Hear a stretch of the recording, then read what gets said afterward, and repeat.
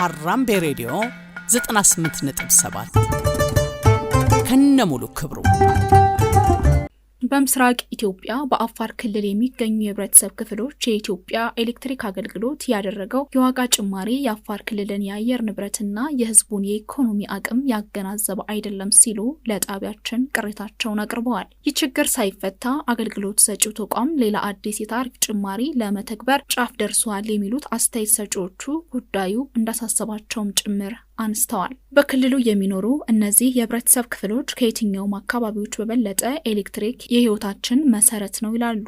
ስፔሻሊ ከግማሽ ዓመት በኋላ 6 ወር ሙሉ 40 እና ከዛ በላይ ነው የሙቀት መጠኑ። በጣም ከባድ ነው። ቢያንስ ቬንቲሌተር፣ ኤሲ ምናምን የሚባሉ ናቸው። ህልውናችን ነው መብራት በአጠቃላይ ማለት ነው።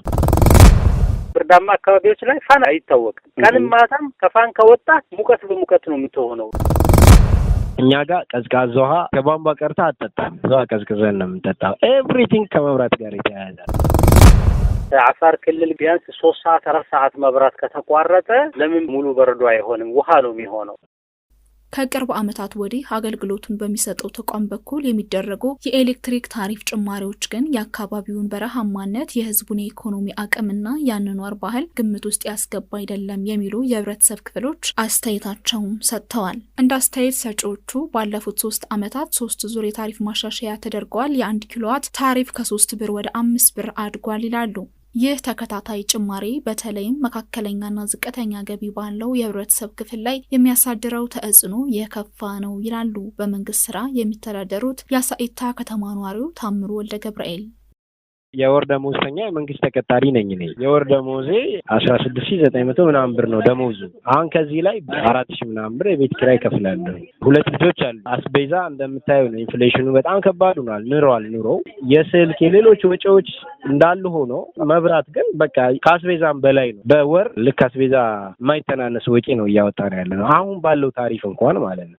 ሌላው የክልሉ ኗሪ አሎ ያየው የክልሉ የኤሌክትሪክ ታሪፍ ቀዝቃዛና መካከለኛ ሙቀት ካለባቸው አካባቢዎች ጋር እኩል መታየቱ ተገቢ አለመሆኑን ያስረዳሉ።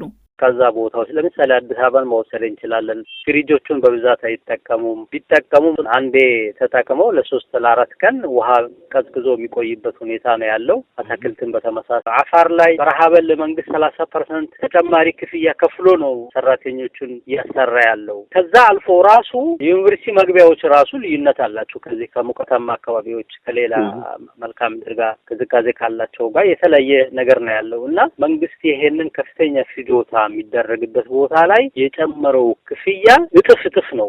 በ2 እጥፍ ነው የጠው። ነባሩን የታሪፍ ዋጋ ሳይቋቋሙት 4ኛ ዙር የታሪፍ ማሻሻያ ለመተግበር እንቅስቃሴ መጀመሩን አስተያየት ሰጪዎቹ ተናግረዋል። አቶ ታምሩ ቢቻል የአካባቢውን አየር ንብረት በተለይም በረሃማነትን ግምት ውስጥ ያስገባ ልዩ የታሪፍ ማሻሻያ እንዲደረግ አሊያም የዋጋ ጭማሪው ባለበት እንዲቆይ ይጠይቃሉ። ባለው ታሪፍ ራሱ አፎርደብል አይደለም። ኑሮ ውድነቱ አለ። አሁን ፐር ኪሎዋት 9 ብር ሊገባ ነው። ኦሬዲ ማሻሻያው ለመጽደቅ ትንሽ ነው የቀረው፣ ጫፍ ነው የቀረው። አሁን ከጸደቀ ምንድነው የሚሆነው ማለት ነው? ሙሉ ደሞዝን ለኤሌክትሪክ አገልግሎት ልታውለው ነው ማለት ነው። ምን እንበላለን? ልጆቻችን ትምህርት ቤት ክፍያ አለ። በጣም ብዙ ነገር ነው። አሁን የወር ደሞዝተኛ ሆነ በዛ ላይ የመንግስት የራሱ የሆነ የግብር ፖሊሲ አለው። እሱን እየታገልን ነው። አሁን ደግሞ ሌላ ትግል ገጠመን። ከዚህ አንፃር ምንም አፎርድ ማድረግ አንችልም አሁን ባለው ሁኔታና ስፔሻሊ የሆነ ታሪፍ ሊወጣልን ይገባል። ያ እንኳን ባይሆን አሁን ባለበት ታሪፍ እንዲቆይልን ነው። ለሚመለከተው የአካባቢው መንግስታዊ አስተዳደር ችግራቸውን ቢያሳውቁም አጥጋቢ ምላሽ አለማግኘታቸውን የሚጠቁሙት አቶ አሎ ደግሞ የዋጋ ጭማሪው የጤና እክል ያለባቸውን ሰዎች ችግር የበለጠ ያባብሰዋል ይላሉ።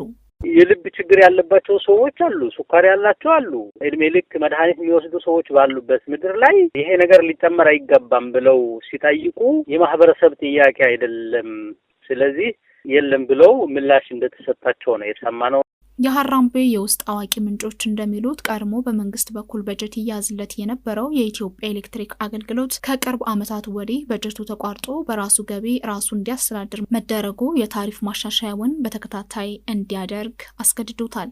አገልግሎቱን ለማሳለጥ ከውጭ የገንዘብ ተቋማት ብድር ይወስዳል የሚሉት እነዚህ የመረጃ ምንጮቹ አበዳሪዎች በሚያስቀምጡት የጊዜ ሰሌዳ ብድሩን ለመክፈል ሲል የዋጋ ጭማሪውን ያሳድጋል። የዋጋ ጭማሪው ደግሞ በረሃማ በሆኑ እንደ አፋር አይነት አካባቢዎችና ዝቅተኛ ገቢ ባላቸው የህብረተሰብ ክፍሎች ላይ ተጽዕኖ የጎላ ነው። አድማጮች፣ በዚህ ጉዳይ ከኢትዮጵያ ኤሌክትሪክ አገልግሎትም ተጨማሪ ማብራሪያ ለማግኘት ያደረግነው ጥረት አልተሳካም። ጥረታችንን ቀጥለን እንደተሳካ መልሰን የምናስደምጣችሁ ይሆናል።